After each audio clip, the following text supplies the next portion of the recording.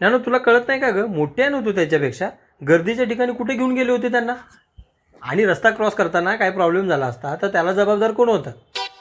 मूर्खासारखं वागताय तुम्ही. हा मला काय झालं? कुठे लागलं? बघे बघे बघे कुठे इथं लागलं? अरे माझ्या सोने.